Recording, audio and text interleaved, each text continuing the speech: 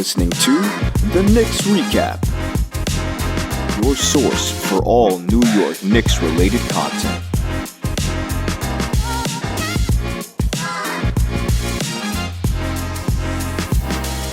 What's going on, everybody, and welcome to another episode of The Knicks Recap, your source for all New York Knicks-related content. I'm your host, Troy, and don't forget to hit that notification bell so you stay updated with all of our latest episodes.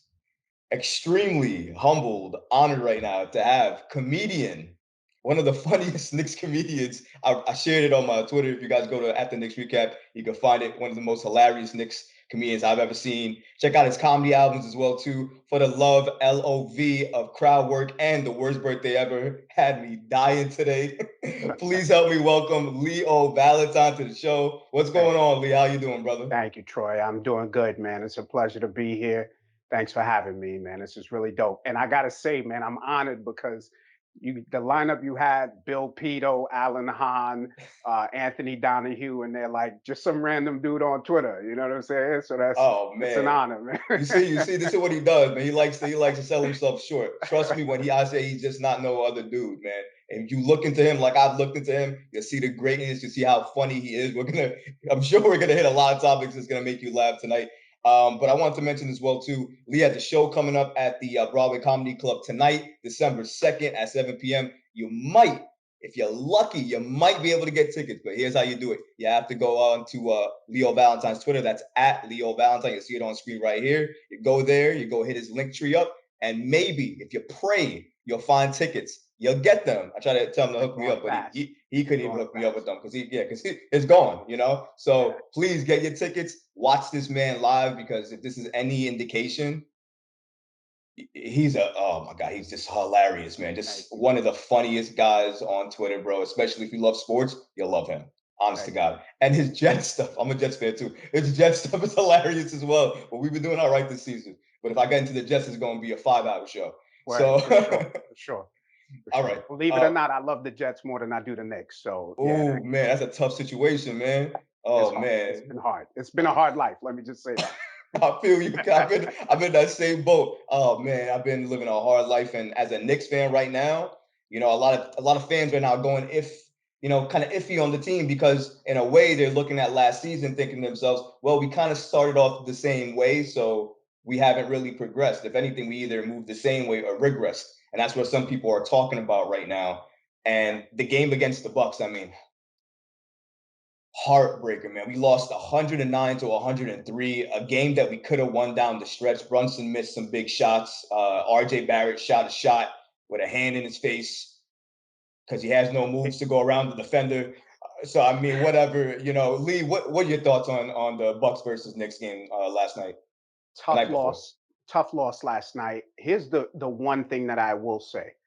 Uh, Losing 109 to 103 is not that bad considering Milwaukee went like something like 6 for 30 or whatever it was that they shot. They shot like 29% from three. 29% from three, yeah, Yeah. terrible. So we could have lost a lot worse. Let's just start there. We shot 20% from three. But we can't shoot. That's always Right. been the problem with this team since maybe Steve Novak was here, right?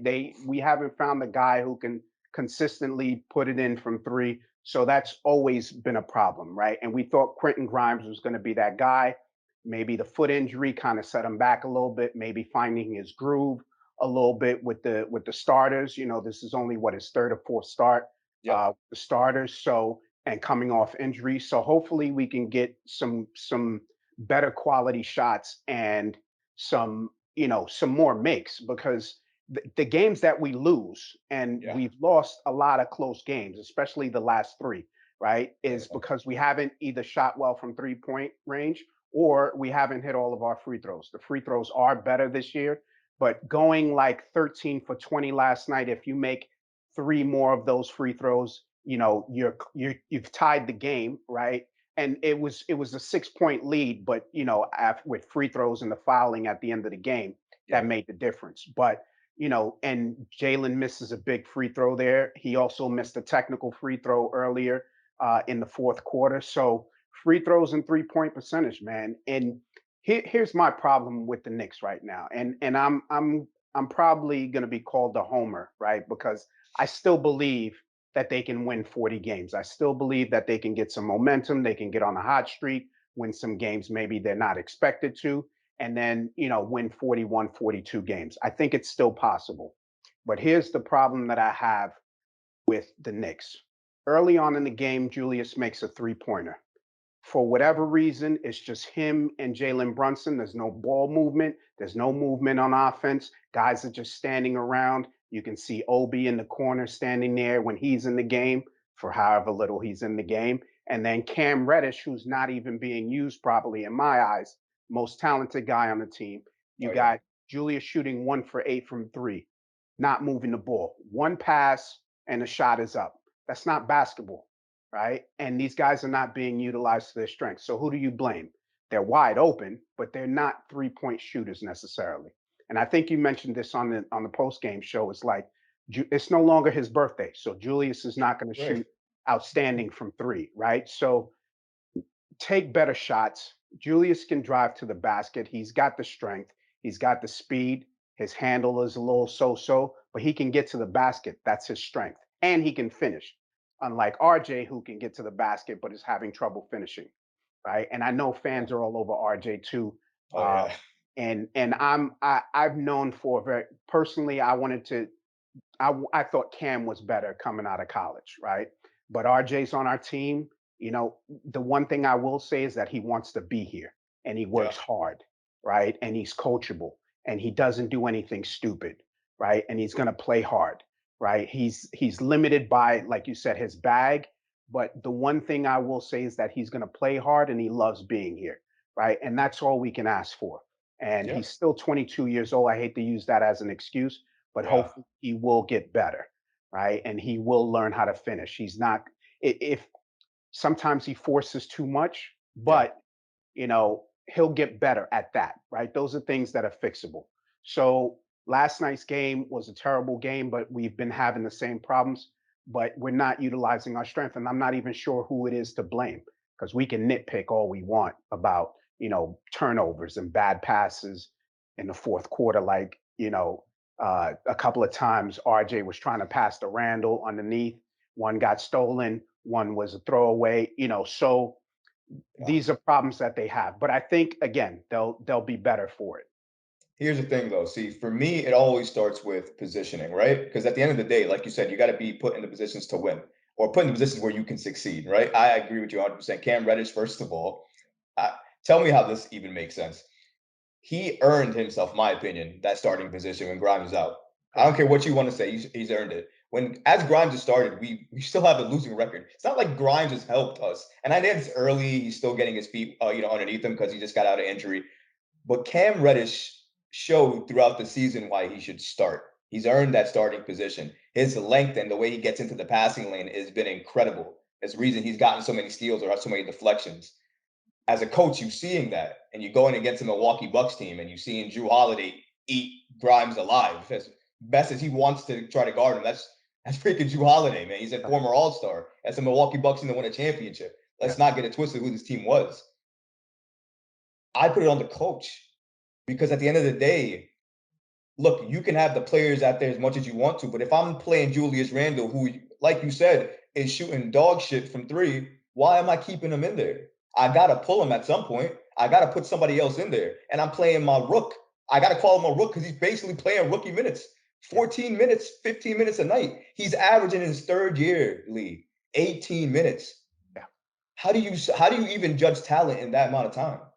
Well, here's the problem with that, right? Obi's only playing 14 to 18 minutes, but is he actually earning those minutes when he's in there? We've seen what he can do when Julius Randle is not around, but also too, we've seen him when he's at his worst, right? And I love Obi Toppin. He's dynamic. He can jump out the gym. He hustles. He runs the floor extremely well.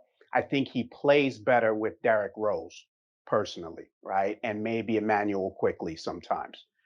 And utilization is the problem, right? Yeah. You can't have Obi shooting, you know, more 60% of his shots from three. That just doesn't make any sense. He's And not I Steve don't, Novak. yeah, exactly. I don't see how, and again, I like Tibbs as a coach, right? And I said I was going to be called a homer for this. I Mm. like Tibbs as the coach.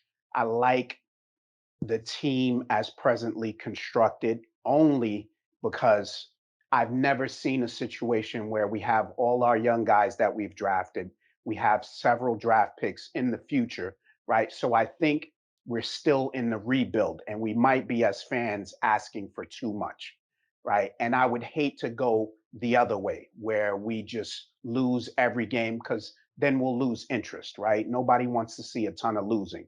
I mean, we're not winning very much now, but at least it's competitive, right? We don't want to see. Well, that last game was, but to be honest though, and I gotta say it, I mean, yeah, some of the games were competitive, but I've called them quarter collapses, Lee. What I mean by that is we score less than 20 and the other team scores more than 30. 30. And that's Yeah, happened on a number of occasions. yeah, That's not fun basketball to watch. correct, That's correct. not fun. So I mean, and I got to put that on the coach because those are if you're watching your squad out there collapse, you as a coach have to say, okay, I have to make an adjustment to this lineup to stop the bleeding. That's what other coaches do. Why can Nick Nurse use RJ Barrett better than Tom Thibodeau can? Yeah, That's yeah, a you look at that, and there's one last point before I let you go. yeah, sure. Their 3-point percentage, right? Their shooting is the worst in the NBA. The worst in the NBA. They defend the 3-point line. I think fifth or sixth best, worst in the NBA. Yeah, And that's a defensive minded coach you have who wants to defend the paint, but's forgotten that the modern NBA is all shooting about yeah, yeah, threes.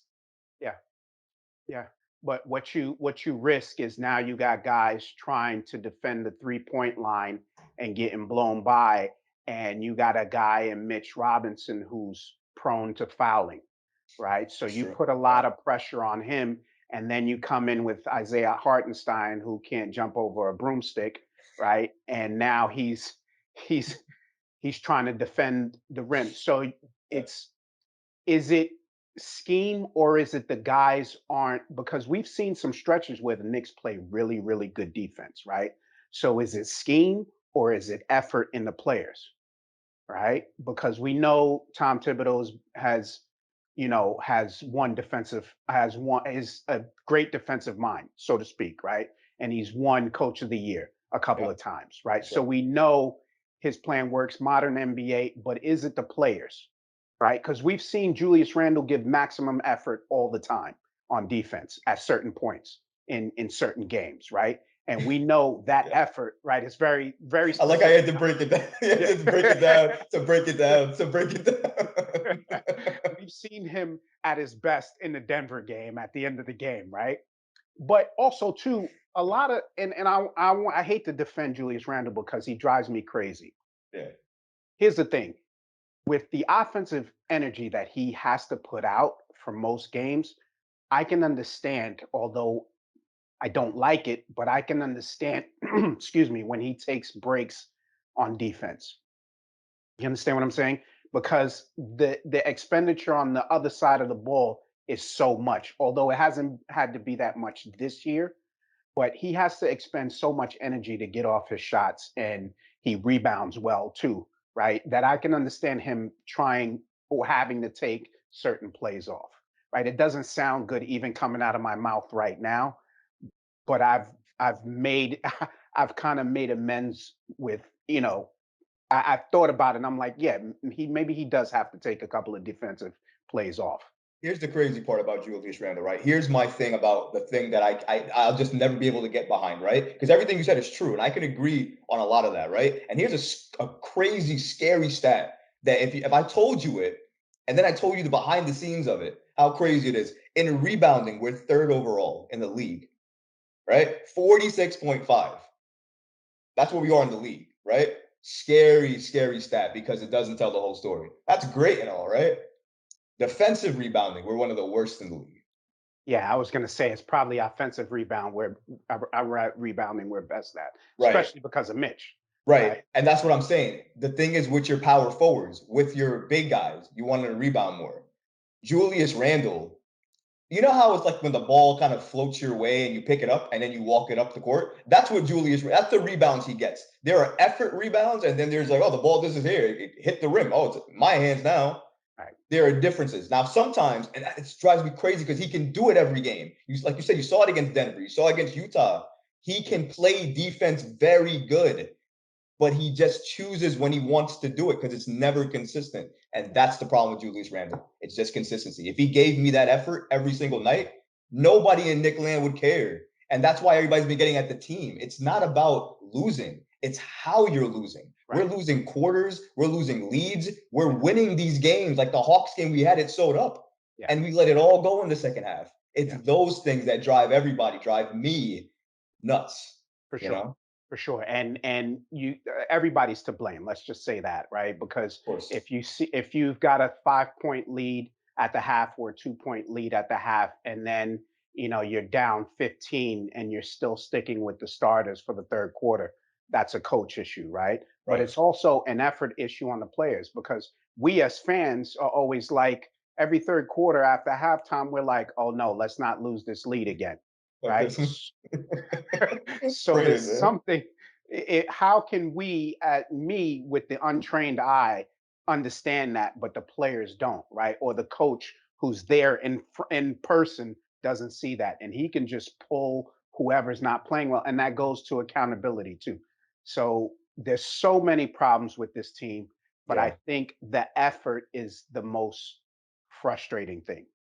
RJ sometimes doesn't shoot well. Julius sometimes doesn't shoot well. And I got to give Julius credit too.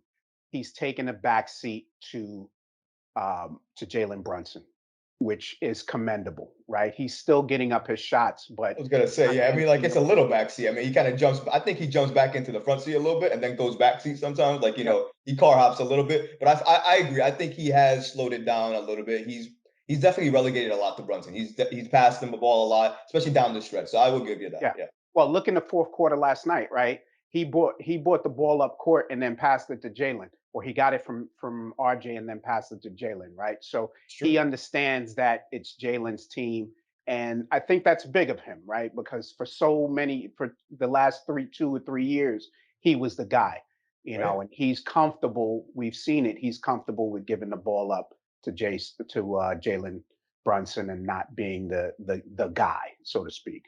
What do you think about the nickname, the mid three, as they've been called lately? I love it. I love it. Oh, do you really? It's true. I love it. It's true because none of them are stars, right? And they play like they're mid-tier basketball players. They're all good basketball players in their own right. Together, it's a little clumsy, but and I like making fun of the team more than anyone. So I think it was creative. I think it's fucking hilarious. And I'm sorry, I don't know if I'm supposed to. You absolutely can. Right. Go for it. Absolutely. But yeah, I think I love the name, man. The Knicks fans are very creative, man. I love the community. Everybody's having a good time. And I love the bickering and the arguing because that means that we care, right? That's passionate. It's weird because we all want the same thing, right? So we're arguing. We just want to win, right? So we're arguing about the same thing, and there's Twitter wars everywhere, and I'm just a passenger. You know what I'm saying? I catch up sometimes. Yeah. It's like a soap opera for me. You know what I'm saying? But we all want the same thing, man, and that's to win. And everybody has their different ways of how they think we can win, and I think it's great as a community, but the mid three is great, man. And I saw somebody created a graphic. I think it was Jay Nicky or somebody like Shout that. out to Jay Nicky. It was great, man. I think it's great. I think it's great. What do you so we talked about RJ Barrett. You mentioned him a little bit. He had a good game against the Bucks. He's he was sick for a little bit, came back from the sickness. He seems like he gotten better since then, and he's been a little bit more efficient these last few games. But absolutely overall, I mean, if you look at the season, just on average, it's probably been his worst start to any season, even from his rookie year. And that's alarming to look at as a Knicks, fan who's, we just saw us give him 107 million guaranteed, 120 million with incentives. I'm not saying the money matters in that regard, but I think when you get that type of I was going to say in terms of when you get that type of money, I'm not saying that, the money speaks for itself, but I'm saying that now I can't give you the excuse as a rookie. I'm not giving you the, he's a slow starter. I got to expect it from Art. No, man. I don't want to see you start slow anymore. You just got 107 million, bro. So go ahead. I get here's the frustration with fans too is that now you got to pay $32 for a Pepsi, right? So when you go to a game, you if you're gonna pay $32 for a Pepsi, right? You want Yeah, RJ to put up buckets. that's But facts. Yeah, in all seriousness, though, yeah, the money could be the pressure on him. And I'm not cutting him any excuses, right? We know that he's not the most athletic. I've been calling him below the rim Mamba for 3 years now. You know what I'm saying? And we know he's not athletic. His handle is not the best, yeah, but he works. But here's the most frustrating thing for fans, I think, is that there were some fans who want him to be the savior, and they talked about him star J and all of these things. And the fans who were aware that he's not a star yet are starting to say, look, this guy that you bigged up this whole time, who you thought is so great, is not what it seems. And I've been trying. So that's kind of where the disconnect and the expectations come from. It's from fans who were starving for a guy to be the star. He's right. drafted at number 3. He's the first guy to get a second contract since Charlie Ward, right? So we want him to be the guy, but he just may not be that player, right? And he is showing improvement because his numbers have improved over the course of 4 years. He's just not Right. where we want him to be. So I think we got to be patient, wait for him to develop. It's almost cliche, right? He's still 22. We need to give him some time. Is his jumper going to get better? Probably not. Maybe it is. We don't know. Is his handle going to get better? Who knows? He's not going to be able to jump higher, but I think there's certain things that he can change within his game. Maybe not forcing shots, maybe going up stronger and drawing the foul and not trying to shy away and still look for the foul. I think that's his main thing right now is go up strong and get the foul. Don't wait for them to call it on you because they haven't been calling it for him. So he's not getting the star treatment. So I That's think right. it's fans' expectations because he is getting better incrementally, but he is getting better. And we're crazy about efficiency. So if he goes, 6 for 22, but he Right. scores 19 points, yeah, the numbers look good, but there's 12 shots in there that he missed at the rim, and we may have lost by 4 or may have lost by 6, or in those third quarters when we're losing by 12, right? The other team is scoring 32, we're scoring 20. He might have missed 6 shots within that quarter. So I think those things make it look worse than it might actually be. So I'll put you on the spot here then. Do you still think that RJ Barrett can be an all-star? No.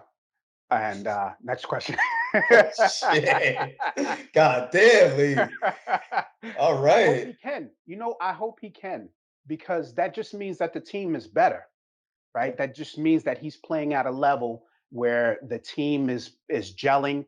We're winning games, right? Because that has a little bit to do with it, the record. But I think he can be better. I think there's so many other players who are further ahead than he is, and that's okay, right? Maybe in a few years he can win an all-star when maybe some of the older guys are out the league or something like that, and maybe the new guys aren't ready to be all-stars yet. But it also is magnified. His play is magnified by the fact that he was picked in the same draft as Garland, Zion, who really, has been hurt for most of his career. But that's the reason why there's a microscope on him because he was picked third, and all of these guys are excelling, right? And he's just not there yet. And I think that's okay. But again, to answer your question in long form, I think he can make an all-star team. It's going to be a while though. RJ Barrett, I think if he adds, excuse me, I think if he adds a mid range to his game, his world opens up because the closer you get to the bat, it's weird that he misses as he gets closer. But Yeah, because Clyde did call that out actually on yeah, he the did. broadcast. But he But started the game with a midi though. right, right. So I'm saying, like, I think, and he's strong, man. He's underrated for his strength, man. Yeah. Especially when he's in that paint. If he could have a couple of different moves in the paint, like if he hesitated a couple of times or passed it out, or something, anything besides just throwing it up into the glass. Like I know you're gonna do it every single time, and not even try Yeah. to go through the defender, but go around them. Like Right. around them every Yeah, single. that's what I meant. Like Yeah, go up strong to the basket, stop trying to go around, yeah, and maybe you'll get some of those foul calls. But I did hear RJ say one time that he just throws it up there sometimes because he knows Mitch is there and he can get an offensive rebound. Right. So that is kind of intentional. It didn't really make sense to me, but I think he does Yeah. that with some intention with the hopes that, Mitch will get the offensive rebound, or he almost uses it as a pass, which is really frustrating. Yeah, it's really weird because again, if you don't even have it, you don't think you have it, you probably shouldn't do it. Yeah. Just like with the shot last night, personally for me, again, if you don't think you have it, and a lot of people killed me for it because they thought, well, he was so good offensively, one of the most, efficient players yesterday. Yeah, I get that, but and we're paying him $100 million. I get that, but the best player on the Knicks right now is Jalen Brunson. I don't care how Right. inefficient he was last night. I still give him the ball because at Right. the end of the day, I would have lived or died by that potential All Star. Because if any Nick right now, you can make the case for. He's the only one you can make the case for. He could actually be an All An Star. all-star, yeah, yeah, he's playing at an all-star level for sure. Here's another thing I will say about RJ. Maybe he's hurt and he's not letting on. Maybe there's some ailment that he has that he's not talking about because he wants to play through it, and he is tough. I mean, he did play through the sickness, so maybe there's something that's ailing him. He feels good on certain days, and that's just me making an excuse. I'm not sure, but that could be some of the reason why he is questionable when he's going up to the basket. Some people mention that Julius Randle is a hindrance to the team. I have one person on Twitter that follows me, and he's always in the spaces as well too. Loves Julius Randle, hellacious fan. Even on his bad nights, can't That find a that Ralph reason. Diaz, Of is that course, you know Ralph? who it is, man. I didn't want to mention the name, but you know who it is. That's my guy. Shout out to Ralph. I love Rock. At the end of the day, like you said, in my spaces, when I call spaces, I love that. I love it because he loves Julius Randle so much to the point where he can't see negative, and it helps anybody who's listening see both sides. They can see the Right, passion. It's still passion at the end of the day. That's why I love his takes. At the end of the day, it's still passion. Whether I hellaciously agree or disagree with him is completely different. But he doesn't believe that Julius Randle is a hindrance. And anything, he says that he's the best. He could be the best player on the team, right? He helps this team more than hurts this team, and his offensive game is, better than RJ Barrett. So as of right now, he's not the biggest weight on the team. What is your thoughts on Julius Randle? And would you want to move him at this point or before trade deadline? I think you need good players at every position, and depth helps. So having a player who can score 20 points is always a good thing. It's not always efficient, but he is one of the better offensive players on this team right now, the way it's presently constructed. Very frustrating. My problem with Julius Randle is shot selection, right? You have the strength, go to the basket. There's no need for you. I'll say this. In the weird season, the COVID season, he was magic on that right baseline. That was his spot. Don't see that too often. He doesn't go to that midi right baseline turnaround jumper that he used to shoot, or just, even if he was holding the ball in the corner, you knew that he was probably going to hit that shot, right? We haven't seen that. He's shooting from all over the place, and it's kind of weird. The timing, again, Yeah. there's no movement on offense. Those are the things that frustrate me about Julius Randle. Can he be an effective player? And that's why I brought up also him kind of ceding to Jalen Brunson, because if there was another person who might have come in with star power, he would kind of give in to them as well, right? And I think he would be okay. So he's okay as a third option potentially. There is a place on this team for him, but if we can get somebody for him who's above average, maybe a little bit better than Jalen Brunson, of course you would do that in a heartbeat. But you need good players on the team. That's just it, and I think he's a good piece for right now. Everybody's tradable except for Brunson. I think everybody's tradable on this team. Nobody should be untouchable. If you can get a star quality player, of course you do it. But right now, I don't think any of that is going to happen. So you deal with what you got, and you hope these guys play well enough to win. It's funny that you say that, you kind of try to get these star players because really the recent reports that have come out lately is that that's essentially what the Knicks are doing. They're continuing to stockpile assets for that next either disgruntled star or the next star that becomes available. Now, sure, you've been a Knicks fan almost probably longer than I have, maybe. We've heard this story probably every so often every year. We definitely heard it last year and a year before that. I feel like again, it's great to have assets because I was also part of the Isaiah Thomas years where we had no draft picks forever. So Right. I love having my draft picks, and I love that we keep collecting them. That's great. But the story still remains the same. You sold me on that story last year. I followed you, and here I am. So you're trying to sell the fan base again on that. I don't know if it's going to stick as well this time around. Here's one thing that I know about this regime. Hasn't been too many leaks. You knew about Jalen Brunson maybe the moment Leon Rose was hired, right? I don't believe any of those reports because it's just people fishing for things. There haven't been many leaks from the front office. They don't tip their hand. They don't tell anybody what they're doing. They have a plan, and the plan is to develop the guys that you have. If an opportunity becomes available, then you try to attack it. Leon Rose, first of all, wasn't brought here to make trades with teams that don't want to trade with him. That just doesn't make any sense. He was brought here to for guys who are coming up who are free agents. Those guys he should be able to get, like Jalen Brunson. If there's anybody else becoming available as a free agent who he may have been an agent for previously, those are the guys that we're looking to attract, right? I don't He can't make Danny Ainge trade with him. He can't make these guys trade with him. And again, I'm sounding like a homer, but it's frustrating to me some of the things that I hear, and again, these guys are just fishing for reports. Everybody wants a star. Yeah. Everybody wants that next guy. You do what you can to get in a position to get that next guy. Donnie Walsh did it, right? When he was here, he Yeah. made the cupboard bare to try to bring in LeBron James, right?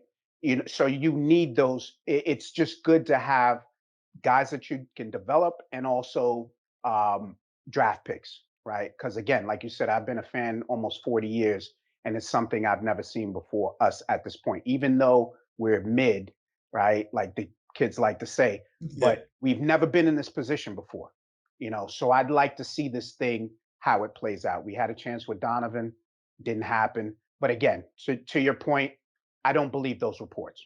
I just don't because of course they're trying to do that. Everyone's trying to do that. That's Everyone's right. trying to get their draft picks, stockpile their draft picks, and everyone's trying to get that star. You either develop him, you either draft and develop, or you trade for one. So those reports don't mean anything to me. It's listen, I don't it's always a story because you always hear the rumblings in the back, but I've heard them all off season. I've heard some during the season because Fournier's name always comes up just because he's sitting on the bench making all that money, not doing anything. People are talking about his value as well too because they're saying you got to play him to get his value up so you can trade him. But then people are saying, well, you kind of know what he's doing. Just your quick points. Fournier's been benched, right? He's getting all this money sitting on the bench. What do you think about Fournier's role on this team at this point, and would you want to see him moved at this point? Yeah, of course. He's a good, decent player. I didn't like the signing when it first happened, but and I'm not really big on him hitting all of those threes last year because you know whatever it didn't equate to winning basketball games, right? He did develop a later in the year. He did develop some chemistry with Julius Randle, right? So that I liked and Julius Randle hasn't found that guy. I think it's going to be, I'm hoping that it's Grimes that he finds that chemistry with. But on these games where we're shooting 20% from three, maybe, and it's kind of, it would be if I was a player and yeah, I haven't played for 4 games and Thibodeau's like, all right, get in there and try to help bring us back. That would be hurtful to me as a player, right? So I would imagine that's why he's not playing. But in some of these games, it would be nice to see him come off the bench, play a couple of minutes, and maybe get hot, right? And maybe he'll keep us in some games, and maybe that he'll help us win some of those games where we're shooting terribly from three, or maybe not. But I think if you can trade him, absolutely. Uh, but since he's here, we do need some 3-point shooting. That's evident. Yeah. Maybe give him a couple minutes, and I don't know whose minutes you take away from. Maybe Grimes. Some say he's the best defender on our team, so we'll lose a little bit of defense. But he has that chemistry with Julius. Julius likes finding him. He can get to the open spot. He moves well without the ball. He can create his own shot. There could be a role on this team for him, and especially when we're losing, and not shooting well from 3-point range. It's funny that a lot of Knick fans right now are saying Grimes versus Reddish, and it's never really been a versus thing for me. It's always been, who fits better, because that's really what it's about, winning. I've always cared about the team winning. That's why I've always called it like I saw it with every single player. I can criticize Barrett, Randall, the coach. I can criticize Grimes because I call it like I see it. They have a good game. I love it. That means the Knicks are doing well. They Yeah. don't. I'm gonna hate it because that means the Knicks are not going to be doing well. So when I see Reddish not playing, when I know what he can do defensively in a Bucks game that's very, very close, and we're seeing Grimes getting cooked, I think to myself, well, Reddish probably makes more sense here. In your opinion, who do you think is the better fit with this starting unit? Is it Reddish or is it Grimes? Most people are not going to like this, but I think both of them should be starting. Um, Oh, but I do understand that Cam coming in with the second unit may get him more offensive opportunities. It gets him out on the break a little bit more. I think I like Grimes' ability to shoot the three. I like Grimes, who, when he's cutting to both of these guys move without the ball well, right? You can see them slashing to the basket. You see Grimes a lot of times cut to the basket, dump it off to Mitch. Those yeah. are all great things, right?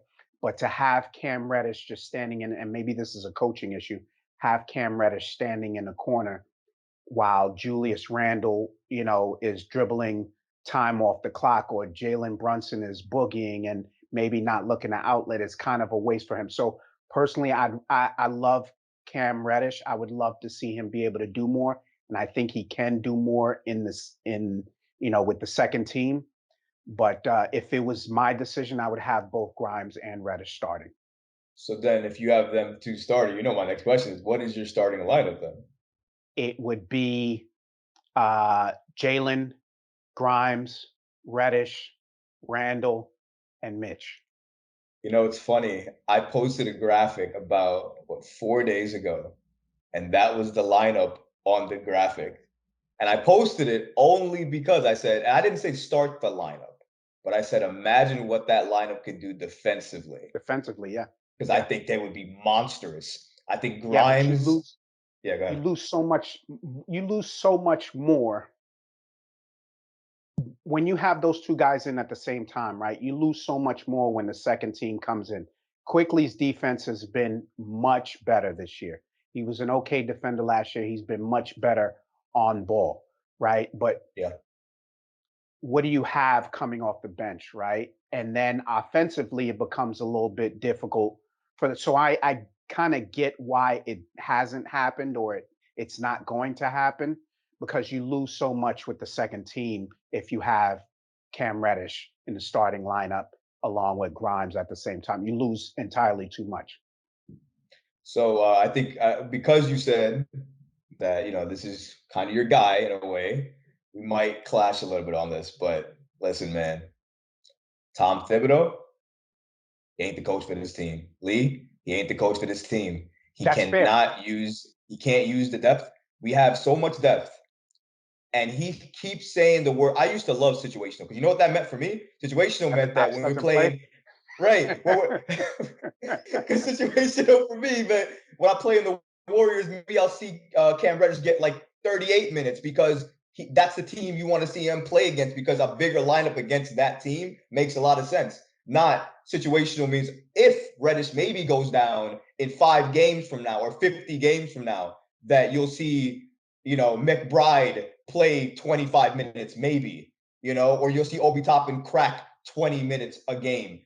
Yeah. The amount of things that I could point at that Tom Thibodeau, and remember, I'm not even mentioning a player, right? I can only have to mention, they don't have to have any names.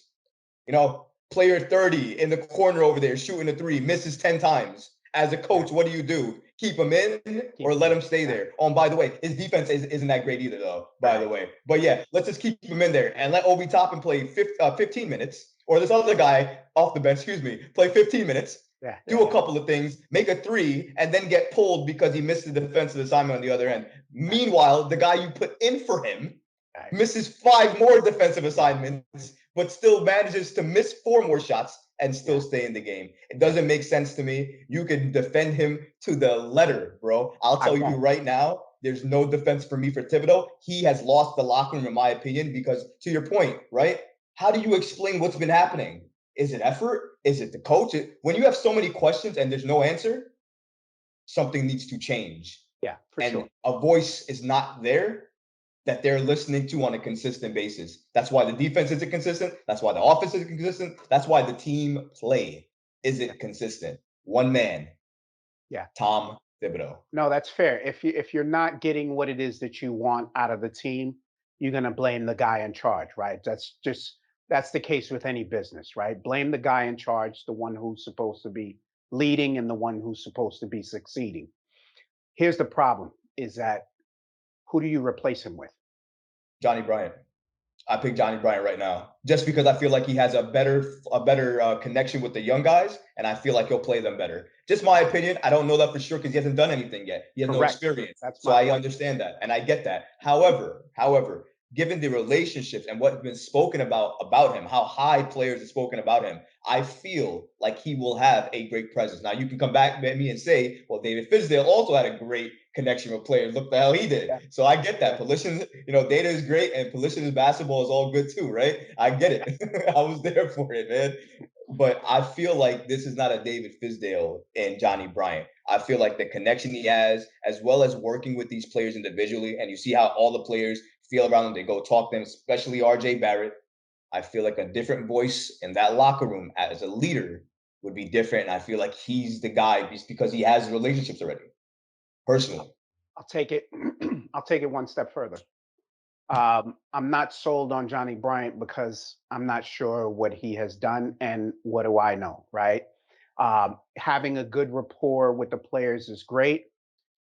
The kids and everyone says they love Tom Thibodeau, right? They don't say, you don't hear them making disparaging remarks. Again, there's not things coming out in the media from anonymous sources about the coach.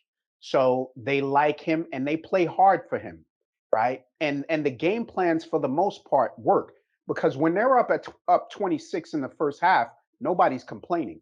No, right? not at all. It's just certain things happen and certain things take place, like guys missing layups or guys shooting air balls from 3 or guys missing defensive assignments. Those things are what causes the teams to lose that 26-point lead and for them to lose the games, right? So again, is it player, is it coach? I don't know. I don't know if you're going to get the game planning or the preparation with a Johnny Bryant. Who knows? We don't know that for sure. But I'm open to it, right? I just want the team to win. So whatever these guys up top think, I think they should do. But here's the thing I will say. Having an offensive minded coach paired with what Tom Thibodeau does would be an amazing adjustment, right? Let's see that first. And if that fails, if we get an offensive coach to coach with Tibbs, and if that fails, okay, then I'm okay with fine. But you haven't emptied the cupboard on ideas of things to fix this team, right? Give them an offensive minded coach so that you don't have guys just standing around watching one guy dribble for 15 seconds and then take, and Jalen Brunson has been great. He gets into the paint, he gets to the line, he shoots the midi well, he shoots the floater well. That's all well, that's great. But some guys lose interest if they're standing in the corner for too long, and then maybe that will affect them defensively. So draw up some plays, make some great passes, find the open man, cut to the basket, get some easy shots, get some layups, and maybe that will help the team. There's one person that kind of spoke up, not really, didn't say Tom Thibodeau, so can't really give you that, right? But he did say that he wished he had more of, like, paraphrasing here, he wished he was more involved in the offense. That was Mitchell Robinson. kind of tweeted out, well, he Yeah. can only do so much because he's only allowed to do so much, right? So, I mean, that is talking about a coach because the coach draws up the plays. And if Yeah. he draws no plays up for you besides go out there and rebound and pass the ball out, I mean, some guys don't think that's fun basketball, and he might not like that basketball. He might want to shoot a damn three, but Yeah. Tom Thibodeau's not going to let him shoot that three, though. Yeah. So, Have we seen Mitch shoot a hook or midi at any time, any point in his career? nah, I mean, you'd have to go back to maybe he tried it, but like, not at a consistent clip at all, probably. And that doesn't look good. Doesn't look good. And maybe he can develop into that, but that's just not his game. I wouldn't want him doing that either. We know that Hartenstein's midi is pretty good, or his floater is pretty good, right? That he doesn't have offensive plays drawn up for him, but he can score the ball a little bit better. He gets some offensive rebounds every now and again. Everybody has a role on a team.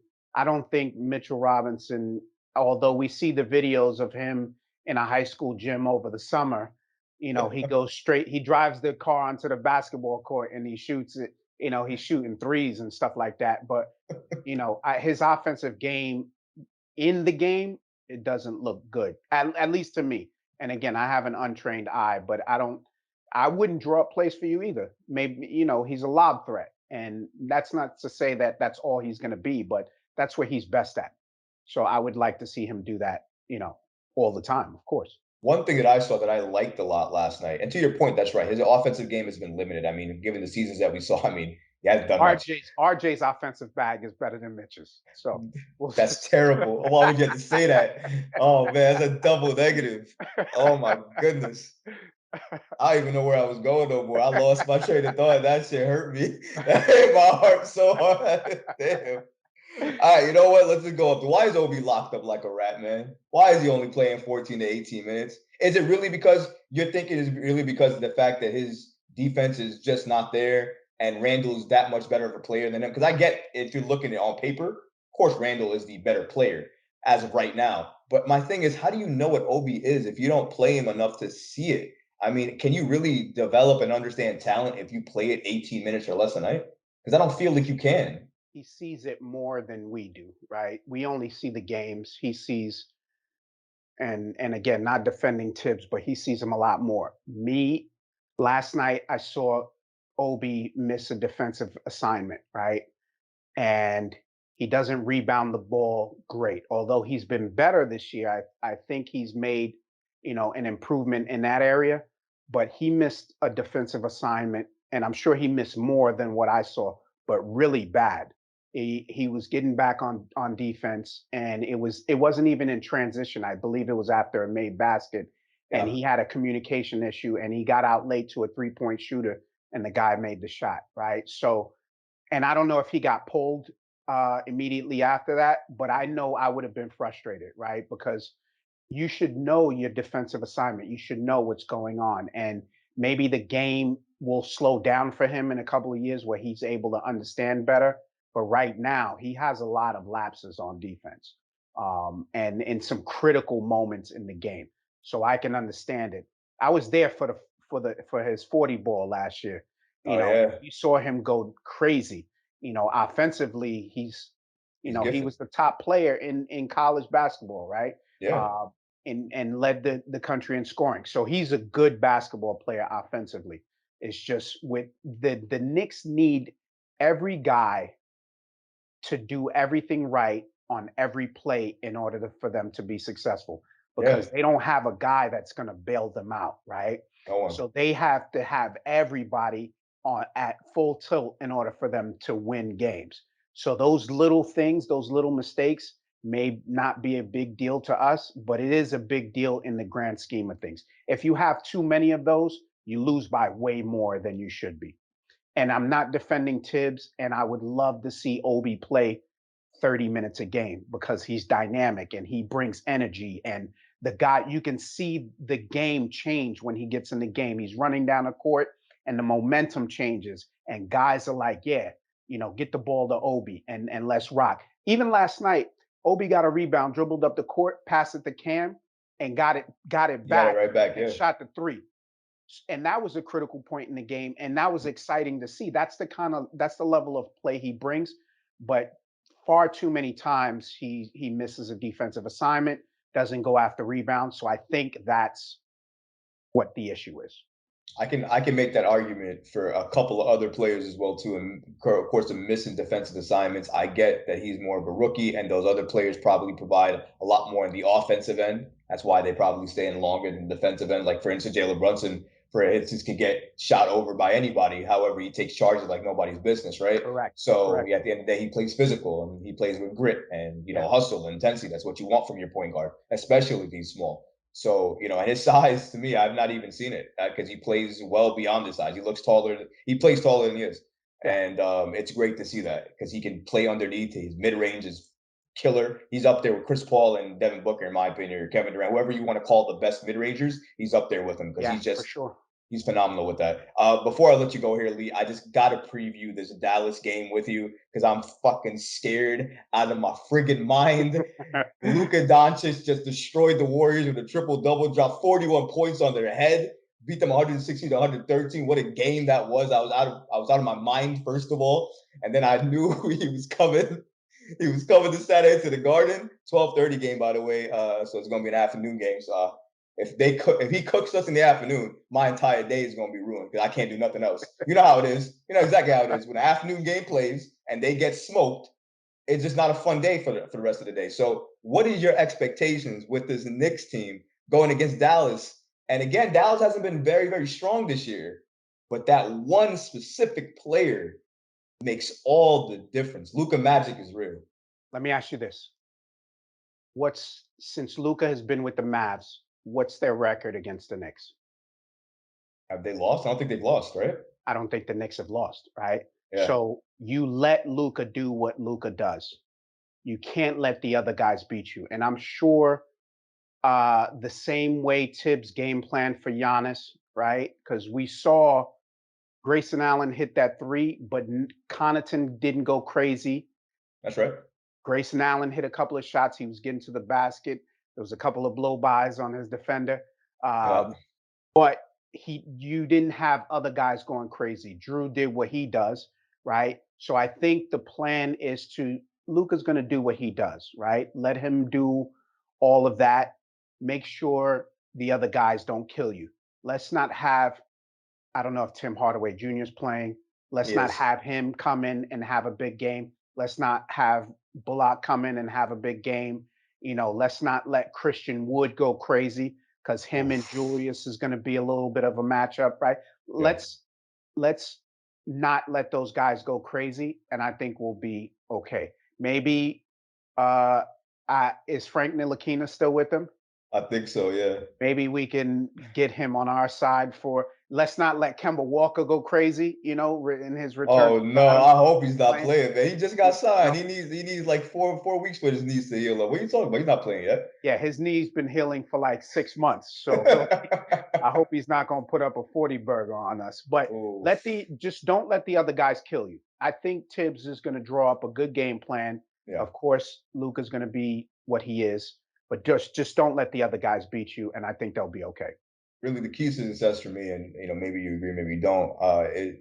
3-point defending and obviously making those threes. You Yes, got to make the threes, but more importantly, defending the three is so important because this team is not a great team. But if you let them shoot, they'll be a great team of because course. they have shooters. Hardaway's a shooter. Luka Doncic can shoot. Kristen Wood can even shoot. I Yeah, mean, they have shooters on this squad. Spencer, I think Spencer Dinwiddie is with them as well Spencer too. Dinwiddie. Yeah, Yeah, yeah, and he's balling. He can also shoot. So I mean, and he hates playing against the Knicks, so he always comes against, turns out yeah. against us. And they Hard. Yeah, have former Knick players, like you said, who all want to prove a point. And if they yeah, play, they're going to want to prove a point in the Garden at noon with all eyes watching, and they know if they beat the Knicks, everybody's going to go on unhappy. And that's what they want to do. They want yeah. to make everybody unhappy. And Luka Doncic is the man to do it because if anybody hasn't been following this guy's season, if he ever came in shape before, I feel like this is exactly what he's would been doing the entire time.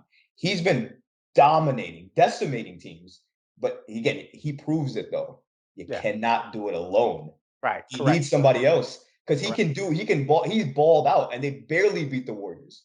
By 3 points, they barely beat him. Yeah, And he had to kill himself for that game. So remember, Luka Doncic, with all the magic he has, only one person, he's human. He cannot do it himself. So I agree with Lee a lot. I think thinking about the Knicks, like destroying them and getting another star and trading all these things away, it could work because we've seen it work for some teams.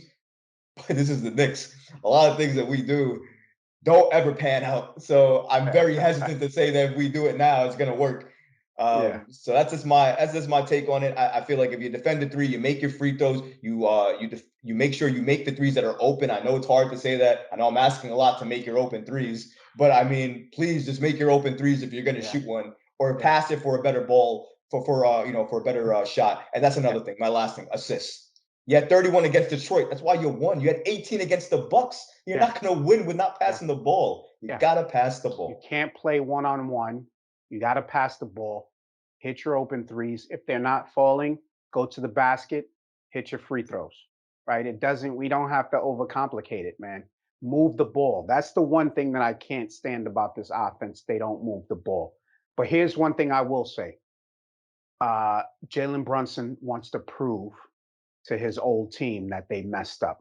So he's going to come in. If he's not hurt, because he looks like he's, ever since the dude from OKC fell on him and then he twisted his ankle yesterday, he's been kind of moving around gingerly.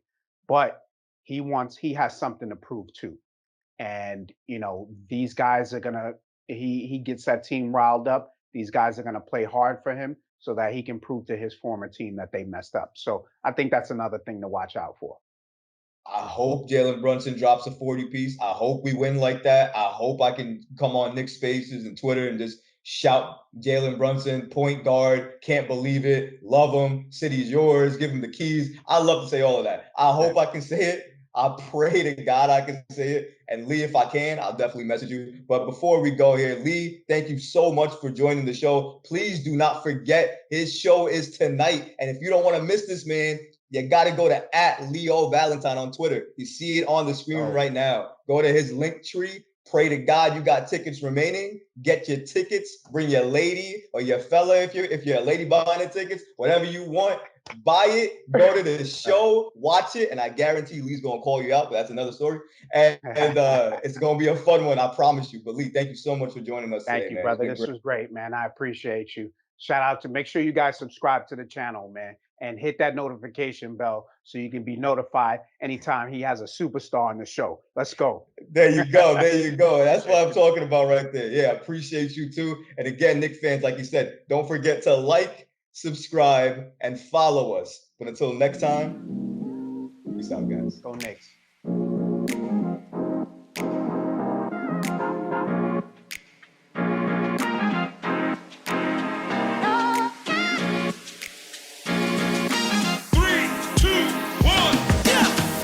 Listen to new episodes of The Knicks Recap, streaming every Friday.